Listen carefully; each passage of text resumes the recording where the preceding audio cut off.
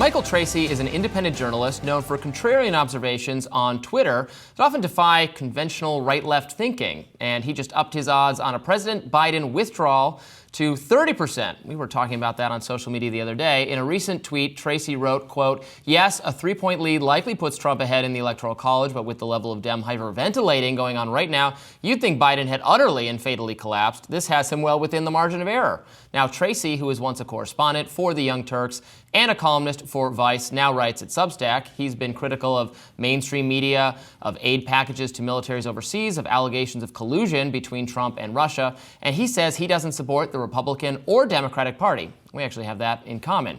Tracey also recently called out the squad, writing, quote, "The squad position that Biden is both complicit in an ongoing genocide and totally fit to serve another 4 years as president is really special." So we're going to begin doing a new series here at Rising with more in-depth interviews with social media personalities, people I've interacted with in the past, and people who I think our viewers would benefit from hearing more from. And we're going to kick that off with Michael Tracey, now in studio. Welcome to Rising, Michael. Hello. I guess I should change my title to social media personality. That sounds more dignified. Does that sound? I don't know if that's more than insult journalist or a compliment. More than journalist, yeah. Well, let's start with what you observed about the squad, because I've been saying this too. I was actually surprised, and I didn't know that AOC was capable of shocking me anymore by her level of behavior, but I was surprised that like the only people not turning on Biden right now are like the squad progressive people, despite having been, as far as I could understand, the most dissatisfied with him over the course of his presidency for the perceived betrayals on like student loan debt, on the Israel policy, especially in the last couple months. But at a time where everyone is calling on Biden to drop out, and not literally everyone, but the pressure is mounting, the AOC people are actually the most loyal. What's going on with that? Well, Bernie Sanders as well. Yeah. Bernie Sanders has been unusually vociferous in defending Biden's continuation in the race. I'm not particularly surprised by it. Basically, the instant that she entered office in 2019, AOC assiduously acclimated to the Democratic leadership structure in the House. She wasn't throwing bombs. She wasn't trying to hinder any kind of conformity within the caucus. She was trying to habituate herself into the mainstream of the party. Because, that's a fairly wise strategy if you want to ascend through the ranks. And she has a safe seat in New York City that probably she could have until she, reaches Dianne Feinstein's age if she wants and croaks in office. Let's hope that doesn't happen anytime soon. Even when she reaches the age at which you run for re-election, when she gets into her 70s and 80s. But by that point, they'll probably be like accustomed to remain in office till like you're 110 or something. People will just be floating brains in jars like in Futurama running for president. So I'm not particularly surprised by it. Yeah, she did somewhat accentuate her rhetoric around the Israel issue because she has to manage a couple of incentives within her personal coalition, including the activist left, the DSA types, who are obviously very strident on the Israel issue. So she kind of threw them a couple of symbolic bones by calling it a genocide, which I don't really think amounts to much substantively. It's just a way for people to get people riled up. Mm-hmm. Now, you can have strong critiques of the Israeli war effort, of the U.S. policy to support and subsidize and facilitate the Israeli war effort, but just to scream genocide doesn't really accomplish much other than getting everybody emotionally exercised. And that's what AOC specializes in. Symbolic displays that convey a certain emotional tenor that don't actually do anything substantively. So the biggest tip-off with respect to her and Biden was a couple of months ago, after AOC came out with her stunning declaration that she considered what was going on in Gaza a genocide. She then appeared for a campaign-style appearance with Joe Biden, where they're wearing the aviator sunglasses together. Senator Ed Markey was there in this little trio selfie that they took. And nobody really thought to think for a second, wait, didn't she just necessarily accuse Joe Biden of facilitating and engineering effectively a genocide? Because who's doing it if not Biden, the one who's supplying all the armaments? But I don't know if AOC doesn't really delve into the issue on that level, or she just has probably a cognitive dissonance that just allows her to maintain uneasy equilibrium among these rival dynamics and coalitional considerations that she has to manage. It makes people think that politics is all theater. That when the representatives yell at each other on the floors of Congress or in oversight hearings or meetings, they get into it, they shout at each other. Cameras are rolling. You got to get your clip for your base, whatever it is. I mean, I've experienced this once. I testified before Congress on on hate crime statistics and how I thought it was going to be bad to create like a new terrorist designation for the so-called white nationalist hate crime type people. And AOC was one of the whole squad was there on the Democratic side. And it's like you get the same question from each person because each person needs that clip of them saying, what are we going to do about terrorists? No matter if it was already asked, because they're not substantively trying to get at any truth. They just need that clip of them to show to their donors and supporters that they're motivated on that issue. Then the cameras stop rolling. It's over. They don't care. It's like totally performative. And that's what I think, and that's probably what most Americans think has largely captured our politics. But that's another great example of the lack of principle. I mean, there are a handful of members of Congress who adhere to some semblance of principle. AOC might in her own mind believe that she's adhering to principle, but if she's questioning you or anybody at a hearing and bloviating about the dangers of terrorism, obviously inflating a threat, and therefore, by extension, advocating for the empowerment of the security state agencies to combat terrorism, because in this circumstance, it's against, the extreme right or domestic terrorists, white nationalists or whatever, but she doesn't have the foresight to realize that that power, once entrenched, could be used against Muslims or some other form of extremists, including left-wing extremists, who maybe should be more inclined to defend. That speaks to just a shallowness or a superficiality that I think is kind of unique to AOC and the squad. Now, that said, there are times where she has some, she can be deft, she can be skillful. I think she's actually a good performer. But when you're seeking to rise through the ranks of like a House leadership structure, obviously principle falls by the wayside.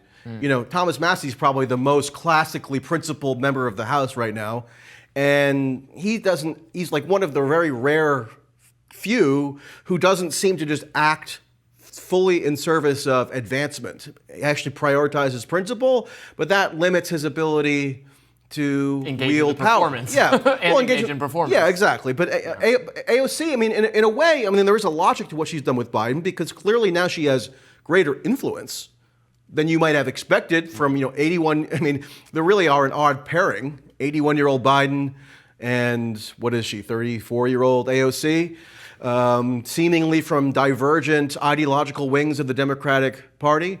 But, if your whole mantra or your whole ethos is just to, coalition build in service of the party, then any principled divergences or any principled tensions can easily be resolved.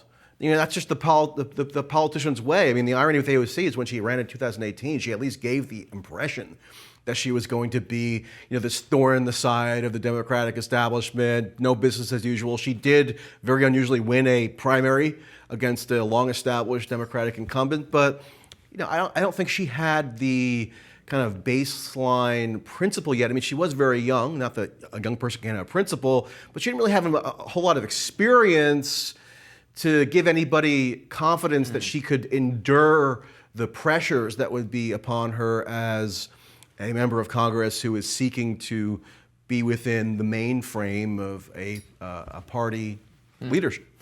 There's lots more to come from this conversation. We're going to release the rest of it over the weekend, the full interview there. So if you're enjoying this discussion, make sure to tune in then. We'll continue with the rest of it on the weekend. Continuing my conversation here with Michael Tracey. So let's get back to Biden. I have been pretty on the record now. I've made a couple of bets. I made one with Brianna Wu very publicly that I don't think Biden is going anywhere. I don't think he's going to drop out. I think all this hemming and hawing and freaking out is very entertaining. But at the end of the day, he wants to be president again. Even if he doesn't have a good chance of being reelected, his chance is greater than zero. If he drops out, it's literally zero. Political figures seek power. It's like it's kind of the oldest principle we have in the political realm. They can't make him go. And the literal mechanism for not having him be the candidate is the delegates revolting on him. But as all the reporting I can see suggests that the delegates are going to stand by him unless he tells them, unless he releases them from a like moral commitment to vote for him. And he has no interest in doing that. And the people around him are Hunter Biden and Jill Biden telling him he should stay in it. So I think this is all going to come to naught. What say you? Yeah, I mean, my sense, look, I mean, unprecedented things happen all the time. It could be the case that Joe Biden does withdraw after having secured something like 99% of pledged delegates and essentially being assured the Democratic nomination if he just waits it out for a couple of weeks. I mean, he could go to the beach in Delaware and do nothing and probably be guaranteed the nomination. Now, there might be... Go to the beach and unfollow George Clooney on a bunch of social media apps and be the nominee. Yeah, him and Ron Klain can sunbathe for the next couple of weeks and they'd be assured the nomination effectively. I think the odds. So I've been more instead of doing a firm, definitive prediction because you can't tell the future, and I kind of hate when pundits just like casually rattle off predictions and they're proven disastrously wrong, and then they just barrel forward making more. Then you delete all those tweets, and sometimes they don't even do it because they have no shame, and there's no penalty if you make chronically wrong predictions. I mean, 2016 was the ultimate example of this. I'm going to be out $200 if I'm wrong. So that's at least you're putting some money to it. I think, maybe people would view this as a cop-out. I actually think it's a much more constructive way of like assessing empirical evidence as it's coming in day to day. I'm kind of putting it as more like a rolling odds. As data arises, then I adjust my rolling odds. So I'm not making a firm prediction as though I'm a fortune teller or a mystic, which is what a lot of pundits style themselves as. But, I'm just analyzing the evidence to the extent that it's available. And I actually agree with that. I don't think there's zero chance he gets out. I just think it's much more likely than not he sticks it out. But the odds have been inflated for this reason. Obviously, after that debate, the Democratic intelligentsia, punditocracy, donor class, etc., they were the ones who were most hyper-alarmed and hysterical. Understandably so. It was very poor. It was very bad. I deliberately was not following social media or X, Twitter, chatter as the debate was going on because I don't know if you recall this, but in 2012, BuzzFeed declared Mitt Romney the winner of the debate against Barack Obama, that first debate, like halfway through, and then that just set the narrative for the next several weeks. That was the narrative. Go back and rewatch that 2012 first debate between Romney and Obama, which I did. The idea that Romney was just this decisive winner makes no sense. I mean, Obama maybe is a slightly stilted, but it's nowhere near as catastrophic as the folklore has become. Yeah. And I thought that at the time. And they're both probably 50 times more eloquent than people who are listening to these things. Exactly. So you had Democratic pundits thinking, oh, gee whiz, perhaps old Joe, I call him Slow Joe now, is not fit to defeat Trump. So what were they doing? They were trying to materialize or actualize that outcome. And that gave, therefore, the impression that the odds of Biden withdrawing were, I think, much higher than they actually were. You saw these stupid invocations of the precedent of LBJ, actually the first member of Congress, Democratic member of Congress, who did publicly call on Biden to step aside, Lloyd Doggett, put out this, solemn, somber statement saying, I represent the House district that Lyndon Johnson represented decades ago, and Biden should follow the example of Lyndon Johnson. Okay, well, just think about that for maybe 2 seconds. Lyndon Johnson withdrew from the Democratic nomination contest in March of 1968 after it became clear that he would have difficulty securing the nomination. Right. He barely beat a little-known Senator Eugene McCarthy in the New Hampshire primary. Robert F. Kennedy, Sr., was on the cusp of entering the race because the New Hampshire results showed that Johnson was vulnerable. So therefore, Johnson's grip on power was diminishing. Whereas That hasn't happened with Biden. No. In fact, since 1972, I mean, talk about precedents. The modern primary system has really only been in effect since the 70s, where you have this concept of pledged delegates that are allocated on the basis of outcomes in primary state elections. And so for Biden to withdraw now would be well beyond the precedent of LBJ. It would actually put him in the annals of like historical ignominy with Nixon. Now, that was obviously much different. I'm not drawing a precise parallel, but so too with Nixon. Barry Goldwater, the Republican senator, former presidential nominee, famously was assigned to go to the White House and tell Nixon that it's over. It's over. Meaning your support in the House and the Senate has evaporated, and you will be both impeached and convicted. So Nixon's power was being taken away from him. The dynamic now is that Biden just has to agree to voluntarily relinquish power on his own accord, which is not like how politicians normally operate, even if they're cognitively decrepit. I mean, Biden isn't like literally senile in the sense that he's just in a hospital bed and being spoon-fed, mush food. And they have nothing to offer him, because the parallel has been brought up to me to the 2020 Democratic primary field, where eventually Buttigieg and Warren and Klobuchar, et cetera, the field was cleared for Biden to defeat Bernie Sanders. And but Buttigieg got a cabinet seat, right? There's power in the future that is being dangled. There's rewards being given to them. There's nothing they can offer Biden. Well, I think what they're trying to do is butter him up. If you notice when you have pundits or strategists, by the way, how the hell are there so many Democratic strategists? Can we get rid of them? I mean, who are they? It's just like another self-declared fake title. Yeah. Which journalists can sometimes be. Yeah. Social media. Yeah, social media personality. That's Influencer. The absolute fakest. Right. Oh God. I think of myself as more of an influencer. Do you know at the Republican convention next week, they're handing out, I think one of the main avenues to get credentialed, and I'm going to be there, is as a creator. That's the title. Content creator. You're as a creator. So I'm not there as a journalist. You're officially. A I'm there as a creator. creator. That's all we are now. The only creator I recognize is the Lord above. And the only one who can force Joe Biden. Lord Almighty, exactly, yes. Yeah. Imagine like a light shining down from the sky saying, Joe, you're done. Go, Joe. Joe, it's over. He would probably misinterpret that. He'd be like, so you're saying I should run even more? Yeah, exactly. So, I mean, I have my rolling odds as at 30% now. That's probably maybe a bit higher than yours. Yeah, mine about 20%. Yeah, I mean, I raised them again yesterday. They had been down Yesterday to was a bad day for Yesterday Biden. was bad. I mean, here's the main reason why I raised them. Yeah, Pelosi did give an evasive or equivocal comment that was curious. But for there to be the first Democratic member of the Senate, Peter Welch of Vermont, who publicly called on Biden to withdraw, that's significant. And the George Clooney thing was big, not because he's a celebrity and we should listen to celebrities, but he does actually command a lot of fundraising on Biden's behalf. And it was pretty damning to me, and I want your take on this. We really were lied to a substantial degree about Biden's state. Of course we were lied to by Karine Jean-Pierre and Biden, Team Biden. That's their job, is to spin things on his behalf. But all of the videos that were described as the cheap fakes, the misleading, she even said they were digitally altered, which is not true, stemmed from a couple. Yeah, no, she said it was deep fake. She said manipulated, not just cut too easy, but it was deceptive editing. Yeah, and they weren't. Which she conflated with AI fake. Exactly. Yeah. But they were referring to one of the videos in question was the one of him at that George Clooney event with Barack Obama and Jimmy Kimmel.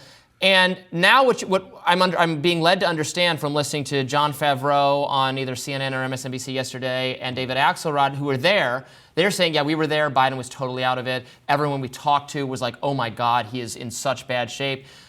But for a month, we were being told by Biden people that no, he's fine and this is misleading and unfair. And there was just not. There was not enough of an interest from the media to follow up on that or to ask the people who were at the fundraiser well, did he actually seem out of it? I know this is going to become another example of conservatives or conservative-leaning people totally losing faith in the media for having been spun on that. But the spin is not surprising. I understand why they spin it. They spin everything. But just there was no curiosity, and there was actually, you were being stigmatized for thinking that something was amiss. One of the problems was when clips would circulate on social media from Republican accounts, RNC, right-wing influencer types, there would be instances where they would deceptively edit the clip. Yeah, the one with the European leaders, and it wasn't clear what he's looking at. I did say that on my show. They're like, well, you can see he's looking at. Or at the Normandy commemoration where he's, going to sit down, and they were claiming that he pooped his pants or something. And then if you watch the full clip, like Macron and everybody else and Jim. Yeah, that's the one I'm talking about. Yeah. So there's stuff like that because partisans are not scrupulous and they want to make, a big splash with deceptively edited clips. But that's not inconsistent with the idea that there's obviously a huge amount of video footage demonstrating that Joe Biden has significantly declined. I mean, the 2020 Democratic primaries, you had Cory Booker, Julian Castro tell Biden directly at debates. Sometimes they were kind of slightly cagey about it, but it wasn't that subtle, saying, look, are you going to be able to serve 4 years in office given your present state in 2020? Now, obviously, 2020 was nowhere near as bad as it was at the debate a few weeks ago. But here's the thing that drives me the craziest, okay? So when the Democrats who do want Biden to withdraw, when they'll make their public appeal, they'll say, Joe Biden has been like the greatest president ever. He's the most honorable man we've ever known, blah, blah, blah, blah, blah. The idea is to butter him up. So as you mentioned before, what does he get out of it? I guess their logic is maybe he'll get this idea that he'll go down in history as like a George Washington type figure who relinquished power in an unprecedented way, and that'll make him, further valorized. But what I hate is that it requires them to just completely whitewash his entire record as though it was just like sterling and perfect, and there's no reasonable critiques of what he's actually done in office on a policy level.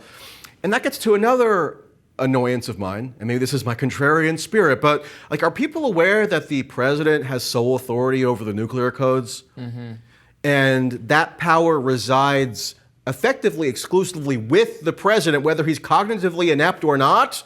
So there are scenarios, and you can go read Congressional Research Service reports where they spell this out in pretty dire detail, where a president can be awakened from bed. This is the classic 3 a.m. scenario that Hillary Clinton criticized Obama for not being up to snuff on in 2008. He's rustled out of bed. He could have as few as 6 minutes to determine whether to issue a nuclear launch order that's irreversible. And obviously, in that scenario, even the most cognitively acute or cognitively adept 45-year-old might not come up with the right decision, right? So if he has to have hours of preparation and, I don't know, give him green tea and maybe some vitamin shots or something, even to just get into the frame of mind where he can make a decision, that's probably not conducive to a high-pressure, high-intensity scenario like that. And even in eventualities that are less severe than nuclear exchange, I don't know, it's possible that full war with Hezbollah and Israel could break out within the next couple of weeks. You never know what's going to be happening with Ukraine. Yeah. Biden, in whatever cognitive state he was in May, decided to authorize Ukraine to start using U.S. weaponry to strike inside territorial Russia. Now, that had been going on de facto before May, but now it's an official directive or a policy shift. So, I mean, what about these high-pressure, life-or-death situations where a president, for better or worse, I think worse, has this awesome, unchallengeable, unilateral power? So that's what I went to a 4th of July parade where Congressman Josh Gottheimer, Democrat from New Jersey, was obviously going around glad-handing, and politicians love parades. They stomp around like they own the place. People don't really recognize them for the most part, but they assume that they're important, which is probably very good for their ego. And I asked him 4 times, should Joe Biden at age 86 have sole authority over the nuclear codes? And he just flat ignored me. He just said, happy 4th of July several times, and he would not answer the question because it's an unanswerable question. I mean, well, it's an answerable question. The answer is no. Well, right, but if you're a Democratic loyalist, right. That's the point. Well, they've been trying to reassure people by adopting this, almost playing into every concern the conservatives have by saying that he's just a figurehead and there's actually a permanent, unshakable, immovable bureaucracy of unaccountable and unelected federal workers who are actually in charge of running the government at every level. So you're not really voting for him, it's the continuation that will be present. But then, of course, the answer to that is, well, then why does he have to be the president? Why does the person, if it's just a communications role, if it's just a PR role, he's the spokesperson on behalf of a policy agenda that he is not really in charge of, and he's staffed by people who are actually handling everything, then why would you have someone who is no longer an effective communicator to serve in this role? Well, obviously, it is true that the president, whether Republican or Democrat, I mean, I don't believe that Republicans are going to abolish this sprawling bureaucracy, Sadly, regardless no. of what people want to say Sadly, about no. Project 2025, the new bugaboo. No. What are you talking? This time he's going to do it. Trump didn't do it last time, Right. but this time will be different. Yeah, he said it would be different, so it'll be fine. Right. Liberal Sarcasm. and conservative fantasies have this entirely antithetical version of Trump in their minds that they get amped up about for what he's going to do in the next term, despite there being no track record that substantiates it. I'm a stickler for what people actually do when they wield power. I know that's kind of quaint. But there are, obviously the president does preside over this sprawling bureaucracy, but there are still core powers that he alone wields, particularly in the realm of foreign policy and national security. So it's one thing for the education secretary to come and say, Joe, here, sign this executive order for us to, I don't know, recategorize anti-Semitism or whatever it might be, but require DEI indoctrination in classrooms. Like the nuclear arsenal in particular, and people call me alarmist or hysterical for even noticing this or being familiar with it. I mean, it seems pretty important. Call me crazy. Is structured unlike any other branch of the military, where obviously, if a president wants to invade Iraq or Libya or something, he's ultimately the one who issues the order, but there's many layers of bureaucracy below that to implement it and to execute it, including civilian officials like the defense secretary. Ideally, there would be Congress authorizing the war. Well, that's out of fashion. We're a little past that now. But for the nuclear arsenal, there's no additional supplementary discretionary authority aside from the president issuing the directive, which then must be implemented, at least if the chain of command is followed, which maybe it would be defied. Who knows what would happen in practice. But in theory, anyway, the president issues the order, and then Stratcom, which is the branch of the military that controls the nuclear arsenal, has a matter of minutes to launch nuclear missiles from the air, sea, and land launchers. So however much people want to be reassured by Biden having this super competent team. By the way, I don't even. On what basis do people just assume that they're super competent? Tony Blinken and Jake Sullivan. I mean, the Ukraine policy has been a mess. The Israel policy has been a mess. China is under Biden. Bilateral relations between the U.S. and China plummeted to record levels, or barely precedented levels, at least since the diplomatic opening under Nixon in the 70s. Actually, just yesterday, assuming at the U.S.'s behest, NATO, for the first time in its official communique or declaration that it puts out for every annual NATO summit, accused China of providing material support to Russia for use in the war in Ukraine, which is effectively the closest thing that NATO has come to designating China like an official enemy. They had basically already done this in the past couple of years, but this really intensifies it. So, where's this competence that we keep hearing about? That's what I'm talking about. Gavin Newsom, conveniently, was doing a swing through Pennsylvania last weekend. Pretty far from San Francisco, but, take from that what you will. And I talked to him. I asked him the exact... This is what I plead. Any Democratic insider that you people who are watching come across, including you, Robbie. All right. Ask them the following question. Do you believe that Joe Biden ought to have sole authority over the nuclear codes at age 86? Obviously, you could ask that question as to his capacity today, but I think it crystallizes the issue to note that if he were to serve the full second term that he's at least claiming he's running for, he will be 86 when he wields this awesome world-destroying power, okay? And Gavin Newsom now forevermore is on the record as having told me that, yes, he does believe that Joe Biden has all the competence and all the capacity, that's an exact quote, to maintain sole authority over the nuclear codes at age 86. And that's just so wildly ridiculous that it tells you why Democrats are now running around in a frenzy, because who wants to be confronted with that question, especially if you have a competitive race in the fall? Let's talk a little bit about NATO now. Obviously, we're having this summit this week in D.C. To commemorate this milestone, this anniversary, at a time where the efficacy of NATO has been called into question by a lot of people, right and left. Increasingly on the Republican side, Trump has been portrayed by many in the mainstream media as antagonistic to NATO and wanting to chart this very different path from Biden on Ukraine if he gets back into office. Whether that would actually happen is unclear. We are at a point where the Ukraine-Russia war has gone on now for a very long time with a dramatic number of casualties on both sides. My read of the situation is a lot of glad-handing going, to use a word you just used, in D.C. this week. A lot of congratulating each other on how the free world is still being defended by this alliance. But I know a lot of people, Republicans and Democrats, who wonder if the U.S. hasn't been in a position of paying for more of the defense than the other countries in it for forever, and whether this is actually contributing meaningfully to the safety of Americans, which should be the point of the U.S. government. Yeah, well, I mean, does anyone now feel safer after NATO collectively put out this joint communique? I mean, they actually call it a declaration. There's only a communique every other, I think every 10 years, if you want to get into the nitty-gritty of NATO procedure, which I'm unfortunately pretty well versed on.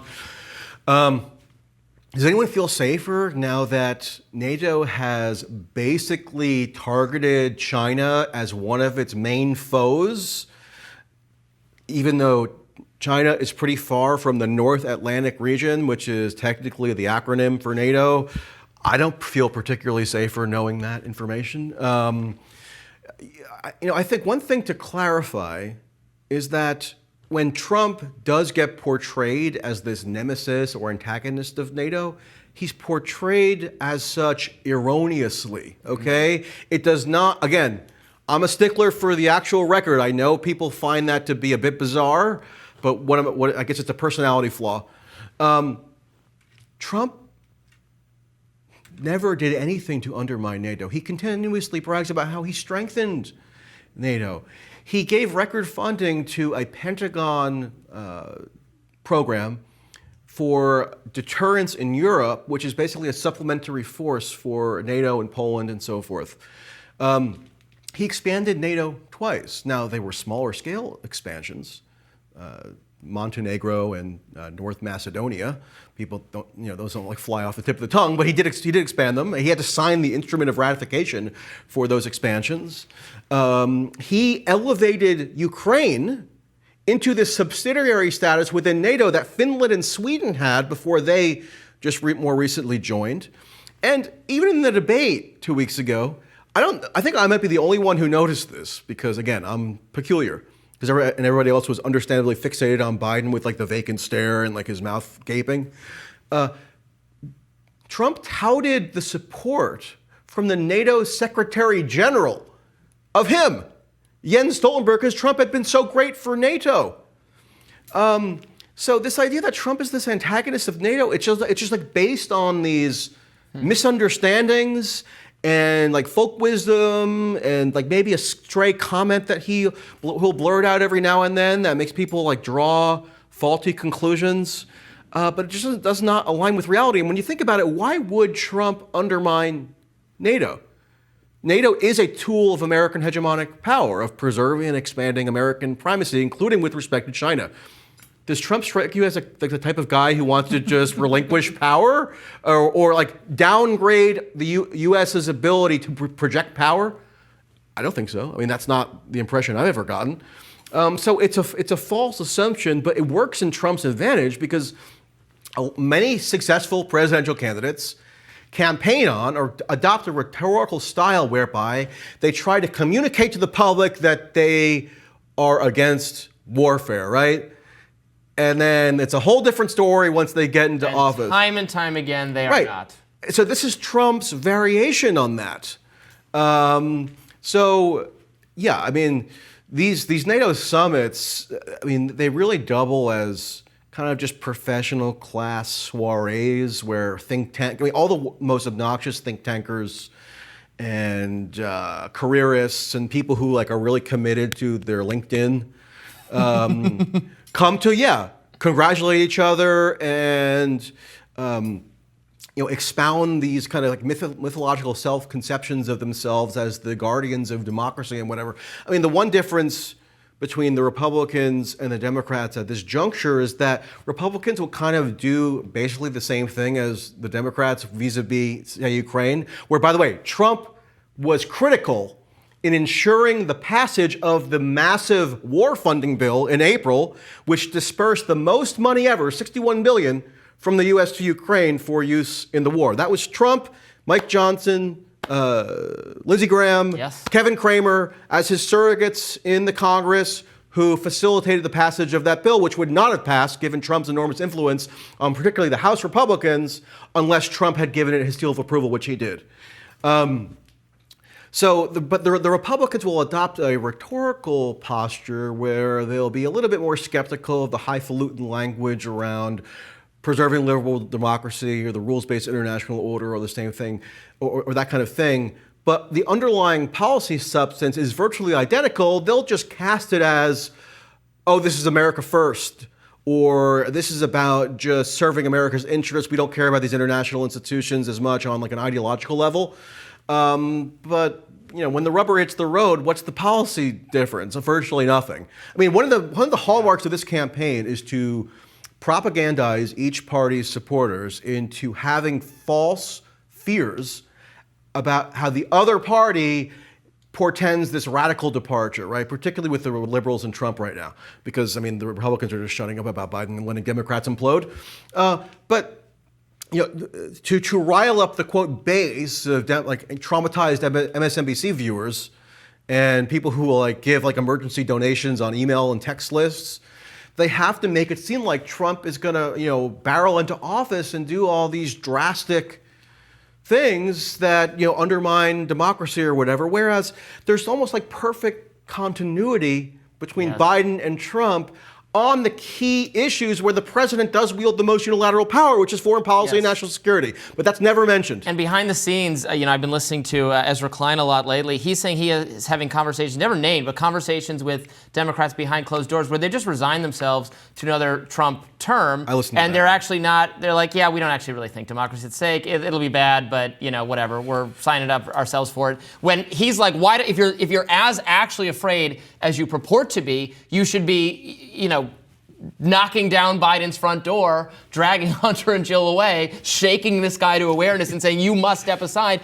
They're not actually doing that because behind closed doors, it's not going to be as different as they're making it out to be. But. Yeah, I mean, the way I listened to that Ezra Klein, you know, podcast with the Never Trump guy, Tim Miller, where Tim Miller is like, he's just like in a constant state of panic about Trump coming in and, I don't know, launching a nationwide insurrection because there was like a 3-hour goofball riot in January of 2021.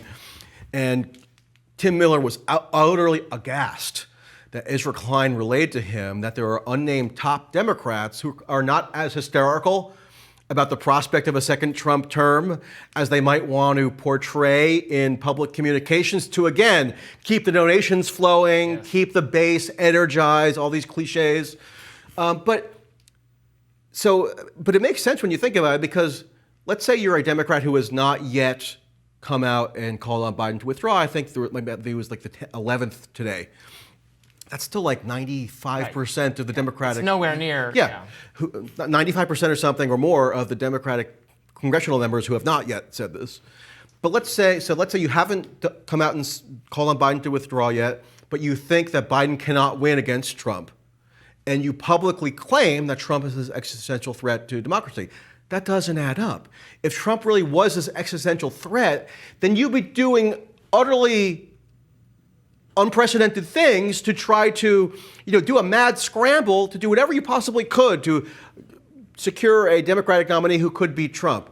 But they're kind of in this limbo or stasis where they're not doing it. So what does that tell you? They don't believe their own rhetoric about Trump.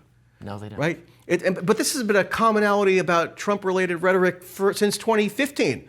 Whereas in 2016, you'd have like, you know, Jamel Bouie and these people saying, Trump is obviously a fascist. He's going to come in and do concentration camps. It's going to be like Nazi Germany. Trump gets in, does some corporate tax cuts. Jeb Bush would have done that. Marco Rubio would have done that. You know, he has some wacky tweets, yes. But It's not that much different from a conventional Republican administration. There are a couple of heterodox things around the margins, like doing the direct diplomacy with Kim Jong-un. But by and large, I mean, nowhere near aligned with these hysterical prognostications. And it's the same situation now. So it's actually logical or rational for a Democrat to not do a mad scramble to replace Biden because they don't actually believe that there's an existential threat. Presumably, if it was as existential as like an average MSNBC segment purports, that would mean like Democrats are going to be rounded up and maybe executed or something. So like their lives could be at stake. But they're not behaving in that way now. No. So, yeah, I mean, it's comes as a rude awakening to people like Tim Miller or the Bulwark or the Dispatch. I can't tell the difference between those outlets still. Who like are they like roughly the same? I don't know. Who have this high never Trump outlet and a never Trump outlet. Right, exactly. Yeah. So I think the Dispatch is never Trump. The Bulwark is never Trump. Yeah. I will commit seppuku before accepting Trump. Yes. But so they can't pivot from that conviction because it's the entire basis for why they exist now, right? So if they get countervailing evidence about Trump, they just can't compute it. I mean, even the Project 2025 stuff. I'm writing a piece on this now. Tracey.net. They should call it Project 1981. Really? Because Ronald Reagan came in with the same Heritage Foundation plans. George W. Bush did to some extent as well, where, of course, the Republican professional class in Washington, D.C. is going to try to align with the kingpin of the Republican Party. And it's going to try to replace the professional Democratic managerial class with a Republican managerial class. And the Republican concern is that the really embedded people tend to lean more progressive, and so you have to have a concerted effort to swap them out, which is hard to do. Which we know, based on Trump's first term, there's going to be minimally impactful and successful, and it's not going to be this radical departure, I don't think. Right. But if you actually read Project 2025, and I haven't devoted the time to read all like 980 pages, but if you read the sections on the State Department, the Pentagon, the intelligence services, it's all about empowering those agencies to better combat and confront Russia, China, Iran, North Korea, Venezuela, etc. And it calls for increased defense spending, naturally. It calls for basically just doing these marginal reorganizations within the bureaucratic framework to better fulfill American hegemonic goals. Yeah. And, you know, Biden, I saw on his like official account, tweeted Google Project 2024. Okay, yeah, Google it. Then read the sections that you're claiming to be so hysterical about and hyperventilating about, and tell me what you're actually objecting to substantively. What, you don't want to confront Russia anymore? You don't want to modernize and expand the nuclear arsenal? I mean, Biden's doing all this stuff. I mean, there's a lot of it's already been, a lot of the record, this was written, I think, in 2022 mostly. A lot of the prescriptions have already been implemented by Biden. I mean, in the DOD section, the former acting defense secretary, Chris Miller, says, in order to replenish our munitions that we've been sending to Ukraine, we have to do a reform where the defense contractors will be able to acquire more flexible multi-year procurement contracts. That's already been done. Yeah. That's been done in the NDAAs in 2023 and then the most recent one. Yeah. So, I mean, obviously there's no... People just say, oh, Google Project 2025 because they want to like send out these hysterical emails and texts to rank and file Democrats who are maybe wavering or not too excited about Biden by saying this is this like, you know, plan for Trump to do mass insurrection when it's just a continuation of the policies status quo. I know that's not as scintillating to people, but it tends to be the truth, and the truth is less exciting sometimes. Well, Michael Tracey, thank you so much for joining us today. We really appreciate it. Thank you. More Rising right after this.